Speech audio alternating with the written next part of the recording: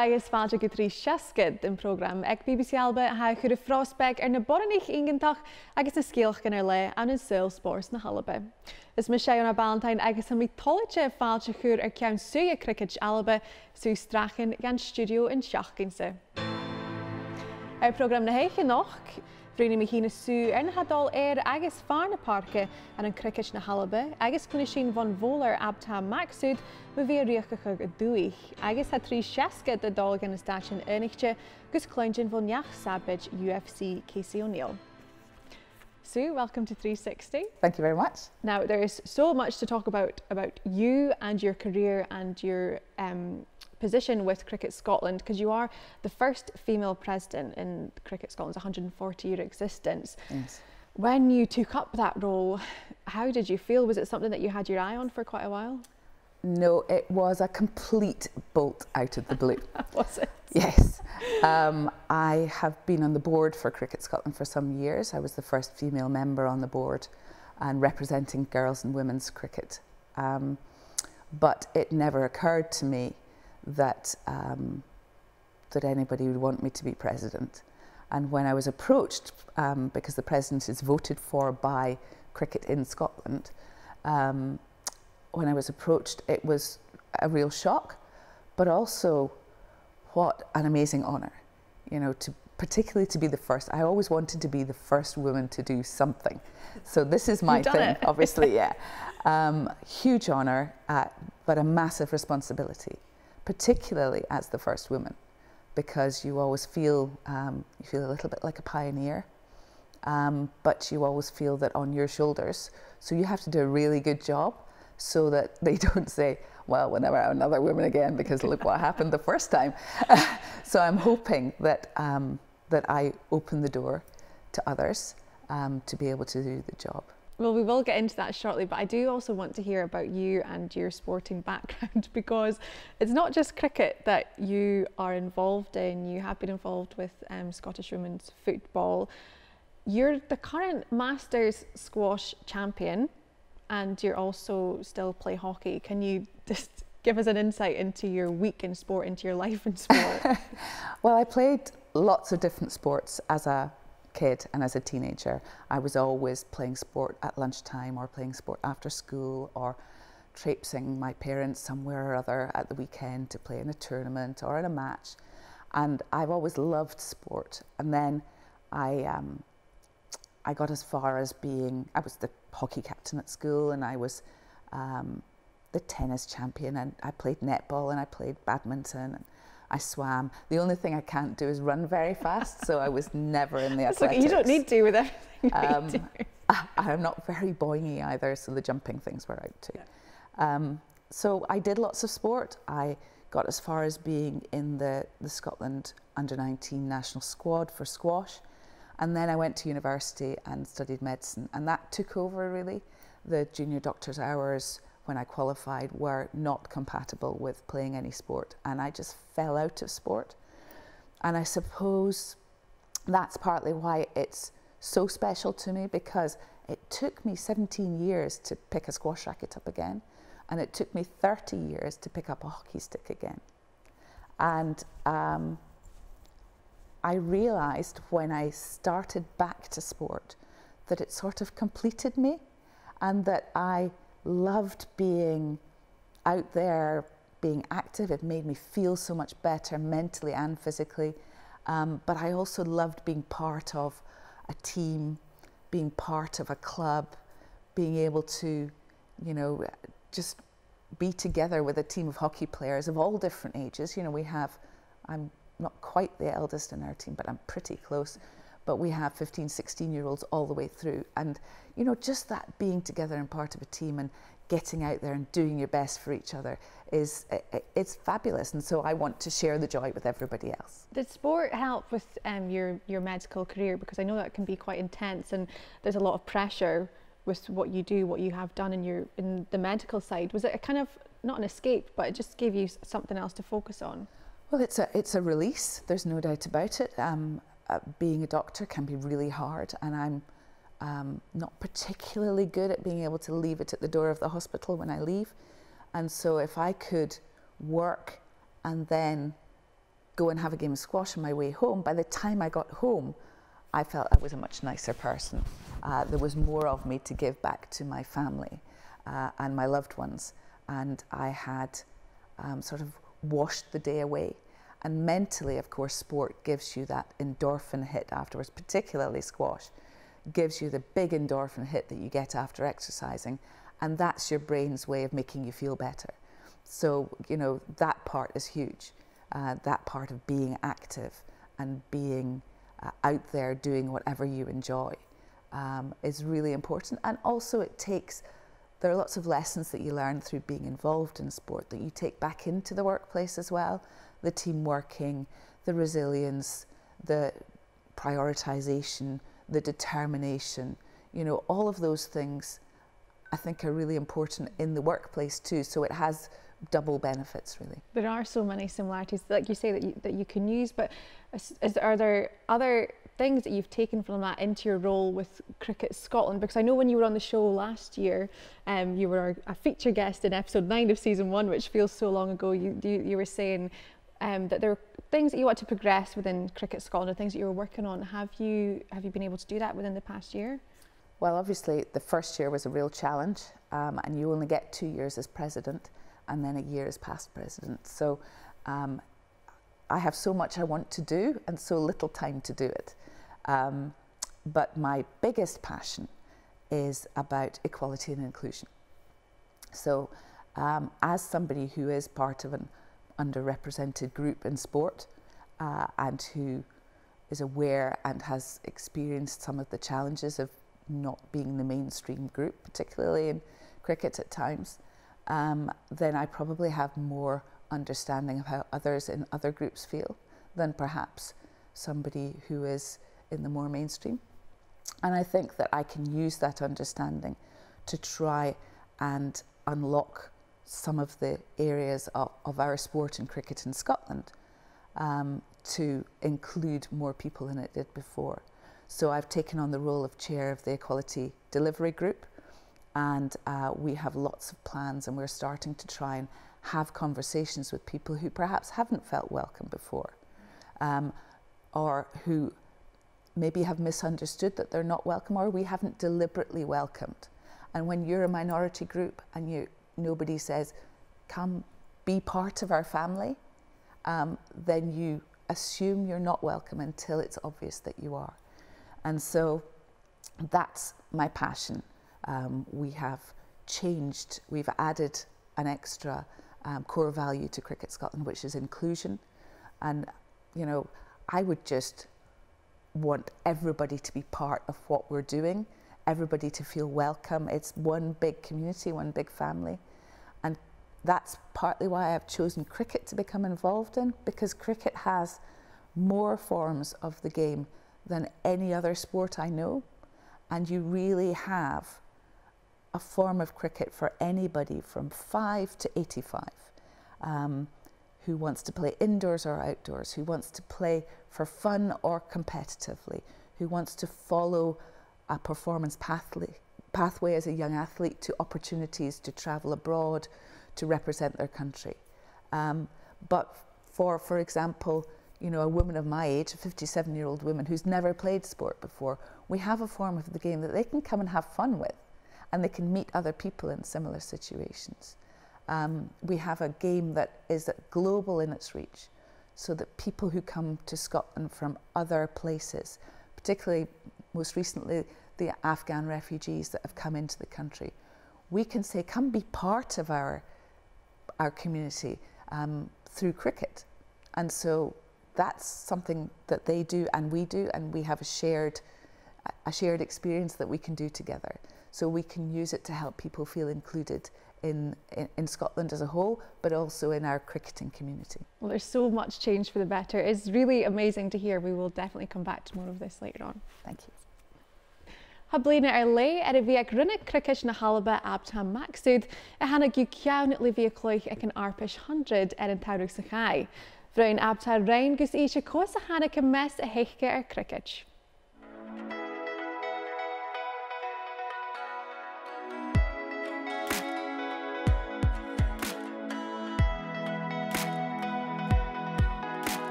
Ha Abtaha Maqsood de Cuideachd Alba.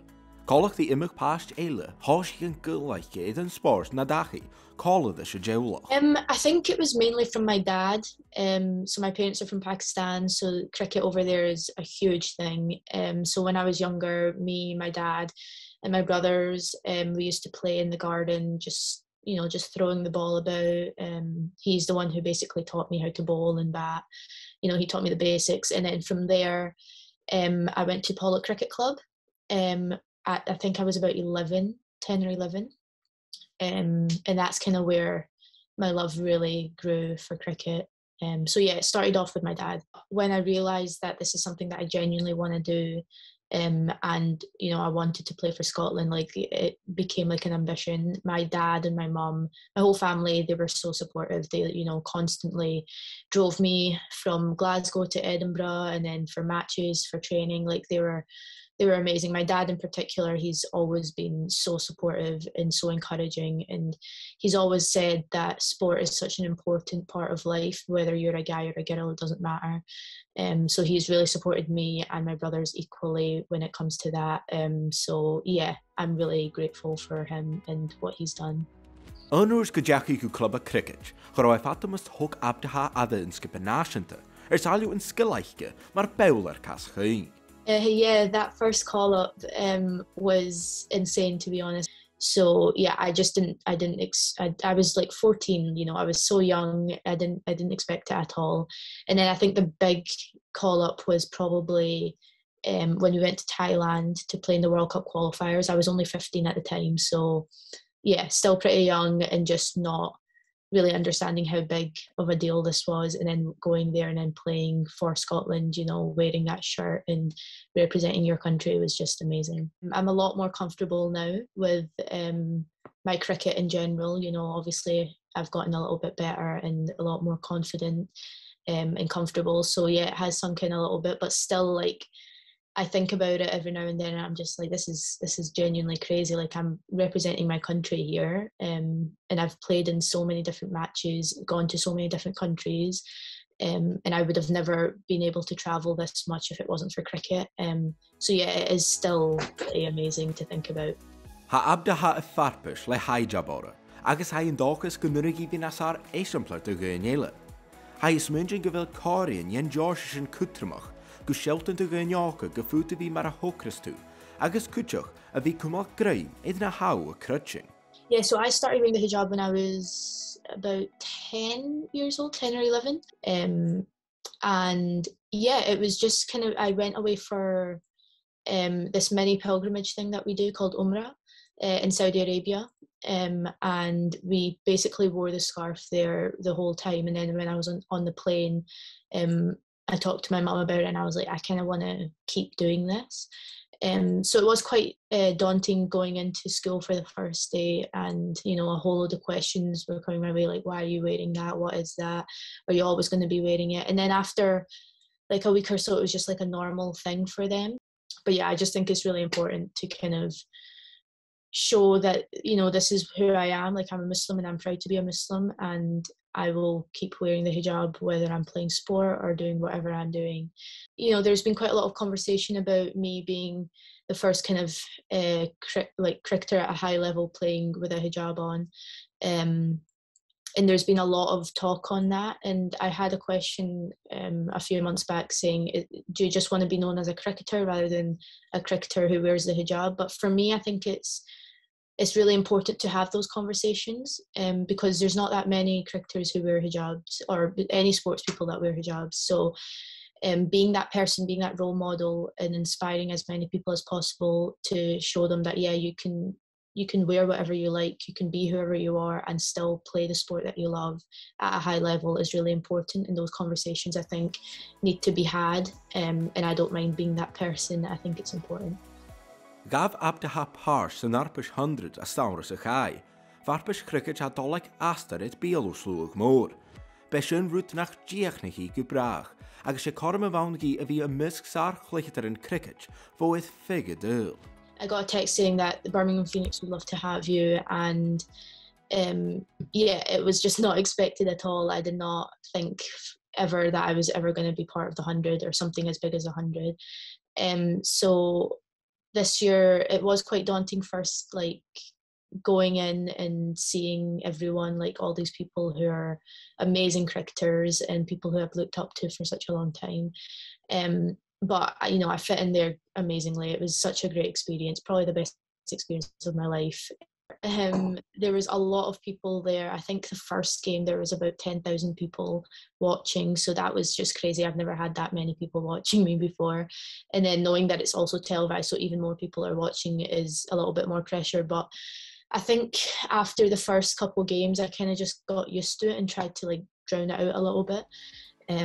But yeah, it was crazy and it did add a little bit of pressure. Bhí Abtaha a siúil an túil a cluichen spórs idir bhírig go mesal, agus a teachgur a gaiice gan ìomhaigh a ha fiachai the beálant a dhéanamach a spórs.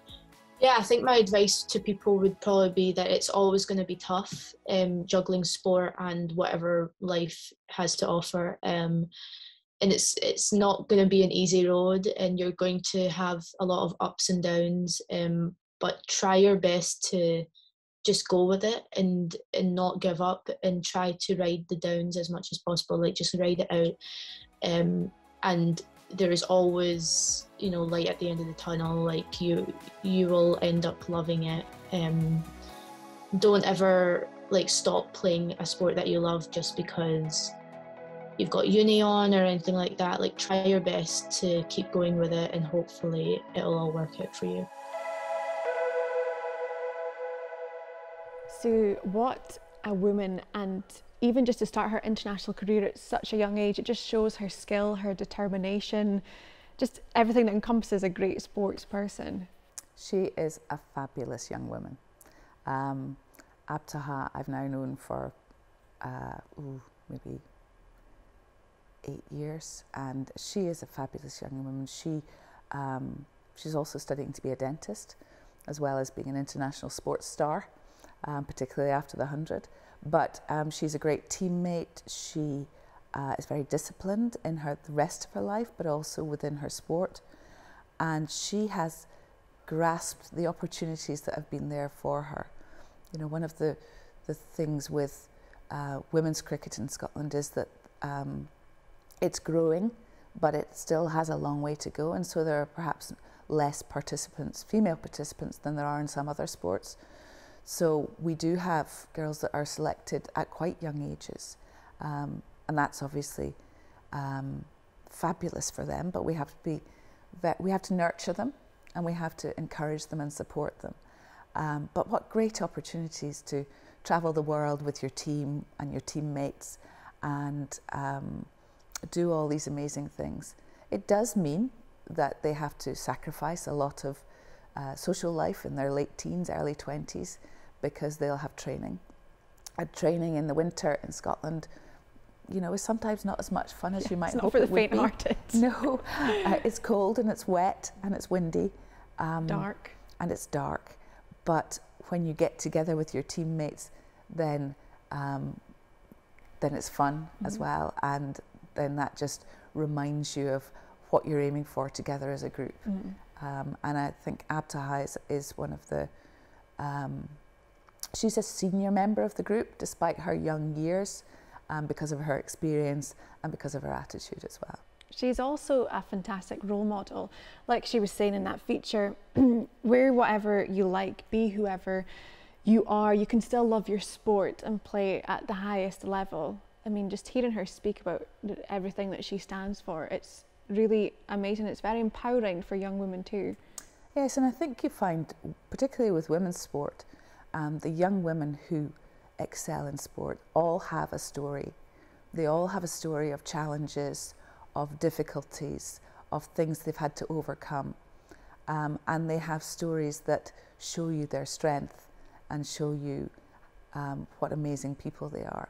And Abtaha, as she said, stays true to her beliefs and manages to perform at the highest level whilst being herself and being an amazing role model, particularly for young Muslim women. And I think that young women in sport in Scotland are very aware of the fact that they are all role models. And so you know, if they can be given some opportunity to be shown on the public stage, to play on the global stage, for example, then they're very aware that another young girl coming after them might see them, and they say you have to see it to be it. So if somebody can see them and think, oh, you know, Abtaha, she wears a hijab, I wear a hijab. Perhaps I could, you know, I could just follow my dreams. That's what it's about, whatever your dream is. And they take that very seriously, and I think it's a lot of extra pressure on them. But they take that, and so that's just another part of being, of playing for Scotland, of playing for your national team in whatever sport. You must be so proud of all of that, of what she's doing as a role model for all these young girls coming through. But in terms of the international team, can you bring us up to date on what's been happening and what's going on? Because I know the diary is starting to get very busy, and it has been, with some really good results too. Yeah, well, we had a good year. We had really no cricket last year, and it was very difficult for them to stay focused and to keep training when there was no actual cricket because of the COVID regulations. But this year, this summer, they have played and trained, and we ended the summer with the World Cup European qualifying leg, and that was playing Ireland, who are ranked 3 above us in the world rankings, as well as playing Germany and France, and and the Netherlands, and we were also meant to be playing Turkey, but they couldn't come because of the COVID restrictions. So they won all of their games, 4 out of 4, and that's quite challenging, particularly against Ireland, who have some centrally contracted players, which we don't. And we've only beaten Ireland, I think, 3 times in our history. So to win the qualifier and to win all the games was huge for us as a group. I travel with them as their volunteer manager, and they were just superb. They performed brilliantly. They have really had their eye on that qualifier all summer, so everything they've done is worked towards that. And that then opens the gate for next year for the global qualifier, when you go up against the teams who have qualified from other parts of the world, and 2 teams from that tournament will then go on to the World Cup, which is usually televised, and which historically, of course, in 2020 was held on International Women's Day in the Melbourne Cricket Ground in Australia, and had a crowd of 86,000. So we have never progressed beyond the global qualifiers. So our aim next year, in January, we go to Malaysia to play in the Commonwealth Games qualifiers. 1 team out of that qualifier will get the last spot in the Commonwealth Games in Birmingham in July. If we could win that qualifier and get that spot, then that would be a game changer for us, because we would then be part of Commonwealth Games Scotland. We would be part of a multi-sports games. We would see women's cricket on the television, free to air, and that role model piece would be so much easier because there would be so much more coverage. So that's a huge aim. January, and then May, June probably for the World Cup qualifiers. So we have a lot to do, and of course it's winter, which makes it really difficult to prepare for those things. But all we can do is our best within the restrictions we have. And they are just an amazing bunch of young women, and I'm proud to take them anywhere I take them. They melt hearts. People have huge respect for their work ethic, and they're just genuinely great ambassadors for Scotland and for cricket. Well, it's a very busy, a very exciting time. I'm sure it's filling up your schedule, but really great to hear. We look forward to hearing how they get on. Thank you. Casey O'Neill seachd-sabaid bhuannachadh is chéile an an UFC agus bratach na h-Alba h-Alba ag an aim. Vrein 3 seachd gus each an mun clia her torschuin an ire sarcha sin spórsaiche.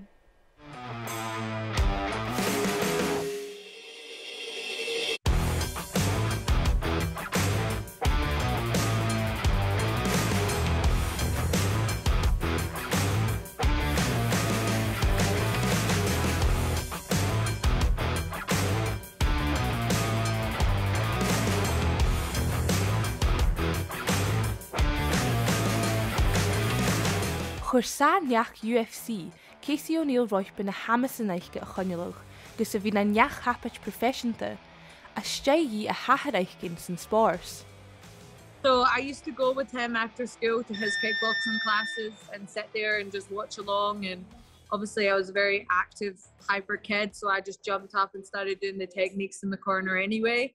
And eventually I was allowed to jump into the adults class. So as a really young kid, I was like 5 years old in the adults class, and I would partner up with my dad, and that's how I sort of got started. You know, it was like a bonding experience more so than anything else for me at that point.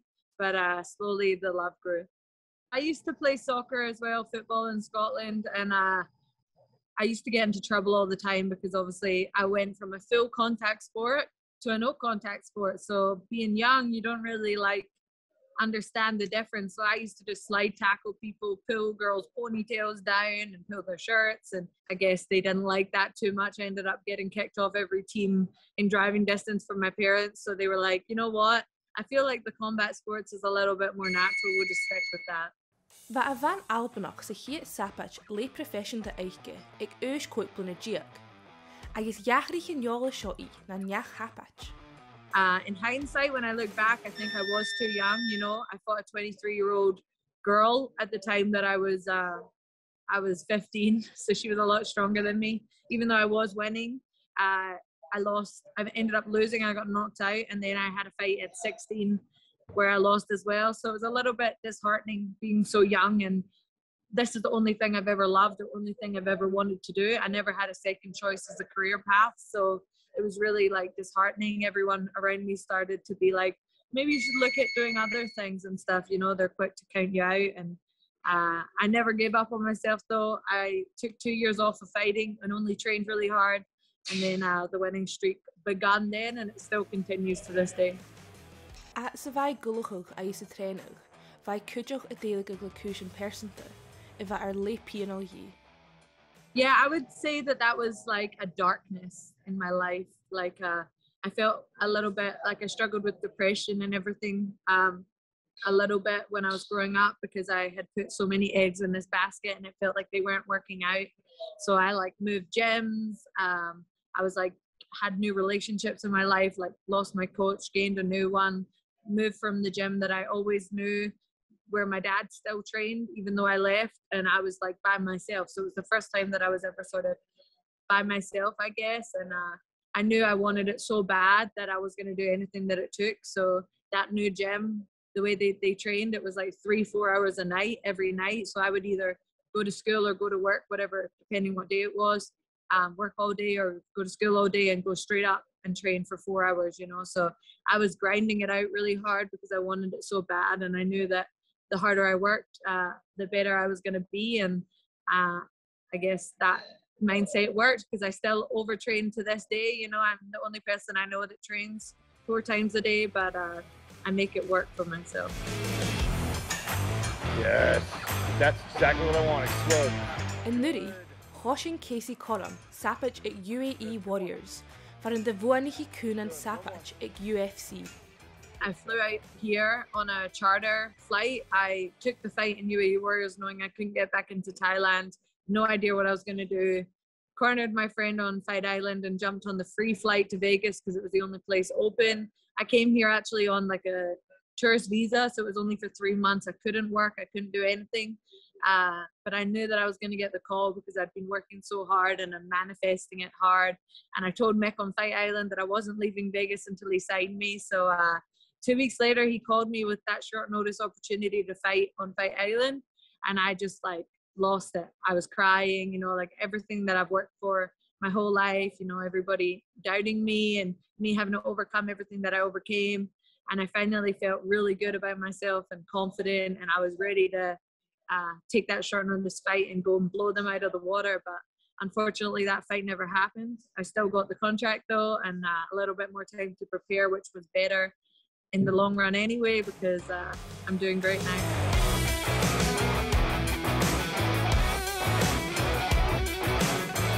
A stei Abtaha Criogaid go Cuideachd a chonneilch, Casey Sabaid a chèile.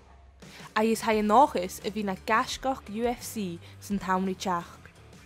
obviously I want to be the champion. You know, I'm doing this to be the best and to fight the best and just prove myself against them. So I'm hoping that in 2 years I end up getting that fight for the belt. I'd love to fight as many people as possible until then and get as much experience as possible. So I just want to fight up the ladder each time, and little bit by little bit.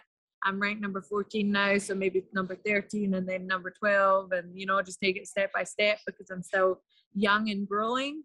But I see myself having a long career in the sport. I'm 24 years old, and I think that if I can fight for that belt and claim it in a couple of years, I can defend it for quite a few years after that as well. So I'm really looking forward to my future in the sport. It's something that I've dreamed of, like I said, when I was a little girl, dreamed of being the best in the UFC, and I'm well on my way to it now. So I was a really strong-headed little girl, you know. I wasn't going to let anybody tell me that it was too much for me to ask to be where I'm at now, you know. Everybody was telling me that I was thinking too big and everything, but I don't think you can think that. Of course, I had my doubts and like weak moments at times, but the confidence really didn't worry. I've stuck with it. I've believed in myself throughout everything, and I think that if you believe in yourself and you work hard enough, things are going to come to you. I don't think that you can't make it. Like, there's no choice but to make it if you're working hard and you believe in yourself. So yeah, and I think that's something that I'm trying to instill into the younger people that I know that train or fight or train at my gym even and aspiring to fight. Never give up on yourself. A couple of losses doesn't mean anything. A loss doesn't mean anything, and waiting a little bit longer doesn't mean anything either. You know, you're going to make it eventually if you just stick to the path. Some inspiring words at the end there, Yes, Sue, indeed. and another great role model, just like Abtaha. Yeah, I think that all of the young women that are excelling in sport have those stories, and I think that Casey's message of, you know, follow your dreams, don't doubt yourself, you know, don't get knocked down by the occasional loss, because you learn from losing. You know, all sport involves winning and losing, and you can't get through without losses, and you learn different lessons. But that if you're determined enough and if you're prepared to put the work in, then whatever your dream is, whether it's sport or whether it's, you know, something else in life, you can do it. You have to be prepared to put the work in, though. And I think Casey has really put the work in. And I think that, you know, society is starting to come round to realising that actually young women can follow a career in professional sport, can be at the top table of world sport, young Scottish women. And we're seeing that gradually with more and more sports, individual and team. And so Casey's message is absolutely true. If you want something enough and you're prepared to put the work in, then don't listen to the naysayers, just go for it. Well, another sport where we are seeing a lot of teams turn professional and is really growing is Scottish women's football. I mean, even if we just look at SWPL 1, 9 games played so far this season. If we just take a quick look at the table, Rangers are sitting at the top of the table, which again, they're a team who turned professional. Glasgow City are up there too. We've got Celtic. It's for you, seeing that, having also been involved in Scottish women's football many years ago, how do you feel when you see the growth that it's come on? Oh, I mean, it's fabulous, isn't it? Scottish women's football has come on so much in the last 10 years. Playing in the World Cup, being supported to train in order to prepare for that by the Scottish Government was amazing. Being able to see these young women on our screens, on the TV, playing for Scotland, you know, that's priceless. And to see the gradual increase in exposure and investment in the game, in the women's game, that's only going to bring about an improvement in quality and also inspire more young girls to get involved in sport, whatever it is. So I'm just delighted to see how quickly it's going as well, and how the standard is just, you know, it's bound to improve with more support. It's amazing how if you are supported to train and play more, how much better you can get. And it's great to see these young women getting that support and getting that recognition for what they're doing as well. Well, taking all of that into account as we do draw closer to the end of the year, for you with Cricket Scotland, what do you kind of hope to see coming up in 2022? Well, obviously, the organisation as a whole, for the women's team, if we could qualify for the Commonwealth Games, that, as I say, would be massive for us. If we could qualify for the final stages of the World Cup, that would be massive for us. What we hope is that we can gradually increase the support, financial support particularly, so that we can actually have central contracts for our female cricketers. You know, the Board of Cricket Scotland said 2 years ago that's where they want to go. They want to be able to support our young women to train and play financially, because it's very difficult for them at the moment. But obviously we need to have enough money to do that. And so that's somewhere we would definitely like to go next year. And just to be able to showcase our sport and our young women on the global stage would be amazing. So that's what I'm going to try and do. Well, there's a lot, you've got a lot going on, which is so great to hear. But thank you so much, Sue, for joining us this week. It was really great to have you on. Thank you for having me. Well, sinna son an nach, Jan cín seach go bhfuil se bhfuil lental BBC Alba ar YouTube son an fistrach asúra mit trí seachd aon. An acheach cén bí a bhan Olympicach Jackie Lockhart Colrooms in studio. Cuideachd go bhfuil rugby bio ar BBC Alba, Jadónnig sa tíon le Alba chluich Japan. Císin sibh an acheach cén.